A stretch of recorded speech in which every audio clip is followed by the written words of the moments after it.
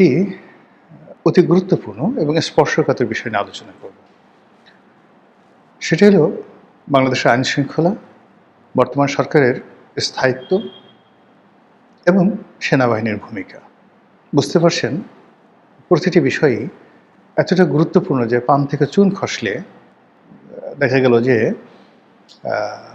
আমাদের দেশে যে চিরাচরিত অবস্থা, যে কোনো একটা দ্বন্দ্ব ফ্যাসাদ, বিবাদ, বিসংবাদ তৈরি হয়ে যেতে পারে। আর আমাদের দেশের সেনাবাহিনী নিয়ে, বিচার বিভাগ নিয়ে কথা বলা খুবই যন্ত্রণার একটা বিষয়। তারপর এর কারণ হলো বিচার বিভাগ এবং সেনাবাহিনী যদি আপনাকে টার্গেট করে ফেলে, বিচার বিভাগ বলে যে আপনি অবমাননা করেছেন, সেনাবাহিনী আপনাকে ধরে নিয়ে ডিজিএফআই অফিসে নিয়ে আপনাকে জিজ্ঞাসা করলো, একটা কথাবার্তা বললো, কেউ আপনি কোনো সাহায্যকারী খুঁজে পাবেন না, আল্লাহ ছাড়া তখন আপনার আর কেউ থাকবে না।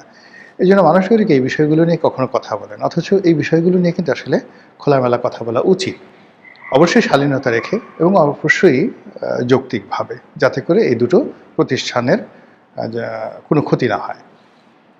দ্বিতীয়ত, আমাদের দেশের বেশিরভাগ মানুষ ক্ষমতাধরদেরকে তোয়াজ তদবির করে। এই কদিন আগে ডক্টর মোহাম্মদ ইউনূসের, যাকে বলে জুতো টানার জন্য মানুষের অভাব ছিল না, এখন তাকে গালাগালি করে তার 14 গোষ্ঠী উদ্ধার করে, বাংলাদেশে একসময় ইউনূস নামে কোনো একটা লোক ছিল, এটা এখন মনেই হচ্ছে না, বা তিনি কি জীবিত না মৃত এটা বোঝা যাচ্ছে না।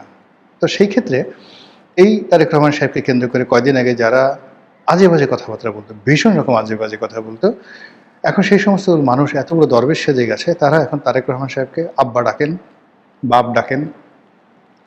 তারেক রহমান সাহেবের যাকে বলা হয় আত্মীয় স্বজন তো দূরের কথা, তারেক রহমান সাহেবের বিড়ালটা যদি হেগে দেয়, এই বিড়ালের গু খাওয়ার জন্য যদি বলা হয় যে সেই প্রধানমন্ত্রীর পিএম অফিসের সামনে একটা লাইন দাঁড়াও এবং এখানে তবারক খাওয়ানো হবে। তবারক কি? বিড়ালের গু, জেবুর গু। আপনার কি মনে হয় লোকের অভাব হবে? অথবা যদি বলা হয় জেবুর গু দিয়ে, তারেক রহমান সাহেবের যে বিড়াল, সেই গু দিয়ে তাবিজ বানিয়ে যদি আপনি গলায় লটকে রাখেন, আপনার এই উপকার হবে। ট্রাফিক আইন ভঙ্গ করবেন, কোনো সমস্যা হবে না, বলবেন এই যে গলায় জেবুর গু আছে। আপনি এই গলায় এই তাবিজ দিয়ে ঘুরবেন, পুলিশ আপনাকে ধরবে না। আপনি চাঁদাবাজি করবেন, মাস্তানি করবেন, গুন্ডামি করবেন, এবং যখনই লোকজন আপনার কাছে যাবে, আপনি ওই তাবিজটা দেখায় বলবেন, জানো এটা কি? এটার মধ্যে জেবুর গু আছে। আপনি যদি এই কালচারও বাংলাদেশে চালু হয়ে যায়, আমি অবাক হব না। আমাদের দেশের মানুষগুলো আসলে এরকম অসভ্য, ভীষণ রকম অসভ্য। এরা কোনো অবস্থাতেই সভ্যতা ধারণ করে না, অসভ্যতাটাকে ক্রমশ বাড়াতে থাকে।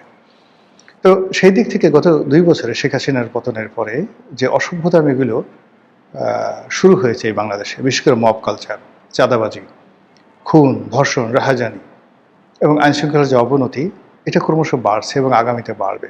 এবং এখানে মোটামুটি যতটা ব্যালেন্স, এই ব্যালেন্স সেনাবাহিনী রক্ষা করছে।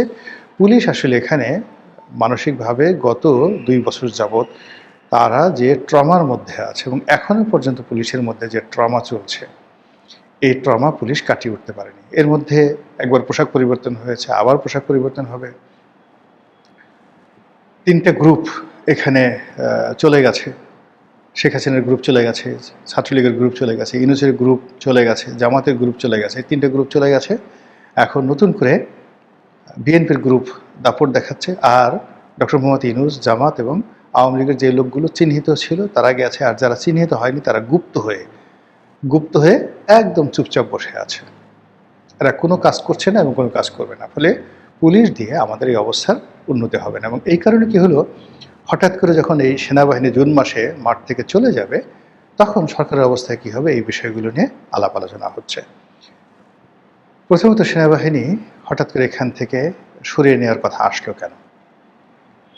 এখানে সরকারের সাথে সেনাবাহিনীর সঙ্গে কোনো দূরত্ব তৈরি হয়েছে, বা সরকারের মধ্যে কোনো ইগো তৈরি হয়েছে?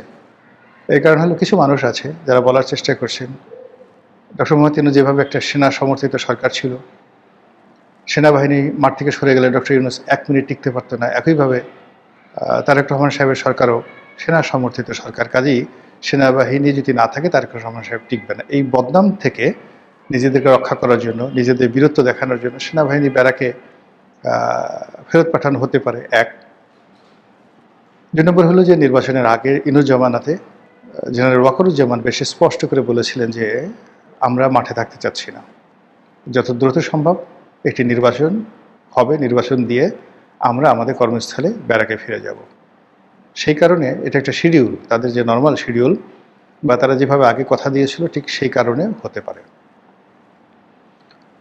অথবা সেই সেনাবাহিনী ব্যারাকে ফিরিয়ে এনে আবার সেনাবাহিনী নামানো হতে পারে নতুন করে সেই অপারেশন ক্লিন হার্ট চালানোর জন্য, হতে পারে যে কোনো। এখন এগুলো নিয়ে নানা রকম কথাবার্তা হচ্ছে। দেশি বিদেশি যে সকল কন্টেন্ট ক্রিয়েটার রয়েছেন যারা সরকার বিরোধী, তাদের বক্তব্য হলো যে এই সেনাবাহিনী উঠে গেলে এই সরকার 1 ঘন্টা টিকবে না। আবার যারা প্রো গভর্নমেন্ট সরকারের পক্ষে লোক, তাদের বক্তব্য হলো যে এই সরকার তো সেনাবাহিনীর হাত ধরে ক্ষমতা আসেনি, এ সরকার তো সেনাবাহিনীর নির্ভরশীল নয়, তার একটা বিশাল কর্মী বাহিনী রয়েছে। সারা বাংলাদেশে বিএনপির প্রায় 6 কোটি লোক বিএনপি করে, এর মধ্যে সক্ষম ভোটার নেতাকর্মী মিলিয়ে নট লেস দ্যান যারা লাঠি হাতে নাতে পারে এদের সংখ্যা 1 কোটির উপরে। তো সেই 1 কোটি লোকের যিনি নেতা, তিনি এখন উজিরে আজম। তো সেই উজিরে আজম তিনি কেন মাত্র আমাদের 1.5 লাখ 2 লাখ সেনাবাহিনীর সদস্য রয়েছেন তাদের উপর কেন নির্ভর করবেন? এটা তো হয় না। এই কথাবার্তা চলছে। আর এরই মধ্যে সেনা প্রত্যাহার যদি শুরু হয়ে যায়, যেটা স্বরাষ্ট্রমন্ত্রী বলেছেন জুন মাস থেকে পর্যায়ক্রমে তোলা হবে। এখন পর্যায়ক্রমে বলতে উপজেলা গুলোতে যে সেনাবাহিনী আছে সেগুলো জেলাতে আসতে পারে, আবার জেলা থেকে যে সকল সেনাবাহিনী আছে সেগুলো বিভাগীয় পর্যায়ে আসতে পারে এবং পরবর্তীতে পর্যায়ক্রমে বিভাগ থেকে একেবারে ক্যান্টনমেন্টে ফিরতে পারে বা স্ব যে এরিয়া রয়েছে সেই এরিয়াতে ফিরতে পারে, হোয়াট এভার মেবি। কিন্তু বাস্তবতা হলো মাঠের যে আইন শৃঙ্খলা এটা ভালো না। 2 নম্বর হলো যে সেনাবাহিনীকে ভয় পায় জনগণ এখন। তো সেনাবাহিনীর উপস্থিতির কারণে রাজনীতির যে হানাহানি মারামারি কাটাকাটি অন্তত ধরুন 98% এটা বন্ধ আছে। যারা সুযোগ সন্ধানী, অন্যায় করবেন অপকর্ম করবেন সুযোগ খুঁজছেন, তারা চোখ বুজে অপেক্ষা করছেন সেনাবাহিনী কখন নামবে বা সেনাবাহিনী কখন উঠে আসবে। ফলে সেনাবাহিনী উঠে আসার সঙ্গে সঙ্গে একটি যাকে বলা হয় অনিয়ন্ত্রিত পরিস্থিতির সৃষ্টি হতে পারে। এটা একেবারে অস্বাভাবিক চিন্তা না। এই জন্য সরকারকে আগের থেকেই যদি মানসিকভাবে তারা নিজেদেরকে শক্ত করে এবং সেই যে সেনাবাহিনীর যে অপূর্ণতা, সেনাবাহিনীর যে অভাব, সেনাবাহিনীর অবর্তমানে যে উদ্ভূত পরিস্থিতি সেইগুলো নিয়ন্ত্রণ করার জন্য যদি তাদের আগের থেকে প্যারেড হয়, লেফট রাইট হয়, তাহলে তুলনামূলকভাবে সরকার স্বস্তিতে থাকবে। এই গেল এক। কিন্তু রাতারাতি যদি সেনাবাহিনী উঠে আসার পর আইনশৃঙ্খলার অবনতি হয় তাহলে সরকার বিপদে পড়বে। আবার সেই আইনশৃঙ্খলা দমনের জন্য সেনাবাহিনীকে যদি মাঠে নামানো হয় তখন এই যে এখনকার সেনাবাহিনী যেভাবে পাবলিক ওরিয়েন্টেড হয়ে গেছে, প্রো পাবলিক হয়ে গেছে, বা সেনাবাহিনীর যে সকল জেনারেল রয়েছেন তাদের অনেকেরই আওয়ামী লীগের জমানাতে কাজ করার কারণে তাদের একটা মোরাল দুর্বলতা ছিল। কিন্তু এই রাজনৈতিক সরকারের আমলে তারা যখন দ্বিতীয়বার বের হবে, তো এখন তারা আছে semi Awami League, semi doctor Yunus, তারপরে সেমি ওয়াকারুজ্জামান, এরকম একটা মনোভাব নিয়ে আছে। কিন্তু তারা যখন অপারেশন ক্লিন হার্ট বা দ্বিতীয়বার বিএনপির সরকারের হুকুমে তারা রাস্তায় বের হবে, তখন সেখানে ক্যাজুয়ালিটি, ক্ষয়ক্ষতির পরিমাণ হবে অনেক অনেক বেশি। এবং সেটা যে আগের যে আমরা অপারেশন ক্লিন হার্ট, সেই ক্লিন হার্টের অন্তত 10 গুণ ক্যাজুয়ালিটি, ক্ষয়ক্ষতি বেড়ে যাবে। তো সেক্ষেত্রে আমি মনে করি ব্যক্তিগতভাবে যে এখন যে রাজনৈতিক সরকার আছে তাদের উচিত সেনাবাহিনীর সঙ্গে আসলে টোটাল বিষয়গুলো নিয়ে খোলামেলা আলোচনা করা।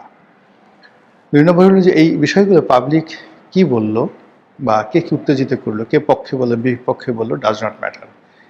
এরকম একটা সেন্সিটিভ সময়টিতে সরকারকে খুব সেন্সিটিভলি সিদ্ধান্ত নিতে হবে। এখানে সেনাবাহিনী মাঠে থাকলেও সরকারের বিপদ, না থাকলেও বিপদ। তো সেক্ষেত্রে বিপদটা মিনিমাইজ করা যায় কিভাবে, সেই বিষয়গুলো তাদেরকে চিন্তাভাবনা করতে হবে। এবং একই সঙ্গে সেনাবাহিনী মাঠে থাকার ফলে কার্যত সিভিল অ্যাডমিনিস্ট্রেশন বা অন্যান্য অ্যাডমিনিস্ট্রেশন কিন্তু কাজ করে না, এটাও ভাবতে হবে। এখন সবাই ডিসি সাহেব বলেন, এসপি সাহেব বলেন, টিএনও সাহেব বলেন, তাদের মধ্যে একটা মোরাল কারেজ নাই। যেখানে সেনাবাহিনী লেফট রাইট করছে, গাড়িগুলো চলছে, উপজেলা পর্যায়ে হয়তো একজন ক্যাপ্টেন সাহেব যাচ্ছে, সে গিয়ে টিএনও সাহেব সামনে বসে বেনসিন সিগারেট ধরাচ্ছে এবং ক্যাপ্টেন আশা করছে যে টিএনও সাহেব তাকে স্যার ডাকবেন। জেলাতে মেজর পর্যায়ের বা লেফটেন্যান্ট কর্নেল পর্যায়ের যারা লোকজন আছেন তারা আশা করেন যে ডিসি সাহেব তাকে স্যার ডাকবেন বা তার কথা মতো ডিসি সাহেব চলবেন। ডিসি সাহেবের পায়ের উপর পা তুলে সে যে সিগারেট খাচ্ছে ডিসি রুমে, হয়তো সিগারেট ডিসি নন স্মোকার। তো এরকম আমি জাস্ট একটা উদাহরণ দিলাম। আমি যখন 2008 সনে এমপি হলাম তখনও সেনাবাহিনী মাঠে ছিল, আমি এরকম কিছু আচরণ দেখেছি। তো শেখ হাসিনা খুব দ্রুত গতিতে তাদেরকে ব্যারাকে ফিরিয়ে আনার ফলে সেখানে কিন্তু আইনশৃঙ্খলাটা ফিরে এসেছিল। তো এক্ষেত্রেও এখন আইনশৃঙ্খলা ভালো না, অর্থাৎ সিভিল অ্যাডমিনিস্ট্রেশন সরকারকে সহযোগিতা করতে পারছে না, পুলিশ অ্যাক্টিভেট হতে পারছে না। এখানে সেনাবাহিনীর উপস্থিতিতে এটা হয় না, কখনই হয় না। এমনকি রাজনৈতিক যারা ব্যক্তিত্ব রয়েছেন, মন্ত্রী রয়েছেন, এমপি রয়েছেন, তারাও স্ব নির্বাচনী এলাকা, স্ব মন্ত্রণালয়, সেখানে যখন মিলিটারির উপস্থিতি থাকে তখন তারা এক ধরনের সাইকোলজিক্যাল প্রেশারে থাকে। আমাদের দেশে মিলিটারির ইতিহাসে যেমন সামরিক শাসন, জরুরি অবস্থা, এগুলো তো খুব বিরূপ ইতিহাস আছে এবং প্রায় সবারই নেতিবাচক অভিজ্ঞতা রয়েছে। তো সেই কারণে হয় কি, এখানে রাজনৈতিক যে শক্তি প্লাস সিভিল অ্যাডমিনিস্ট্রেশনের শক্তি, পুলিশের শক্তি, এই শক্তিগুলো রাষ্ট্রের কাজে লাগছে না। তো সেই সব মিলিয়ে সরকারকে কৌশল করে যাতে সাপও না মরে, লাঠিও না ভাঙে, এইভাবে পরিস্থিতি নিয়ন্ত্রণ করতে হবে। আদারওয়াইজ বিষয়টা এতটা সেন্সিটিভ যে এখানে যদি কোনো কারণে ভুল হয় তাহলে সরকারের যে দায় দায়িত্ব এই মুহূর্তে বা সরকারের জন্য যে বোঝা হয়ে দেখা দেবে, সেই বোঝার ভার সরকারের পক্ষে বহন করা সম্ভব হবে না। মহান আল্লাহ আমাদের সবাইকে হেদায়েত দান করুন এবং হেফাজত করুন। আসসালামু আলাইকুম ওয়া রাহমাতুল্লাহি ওয়া বারাকাতুহু।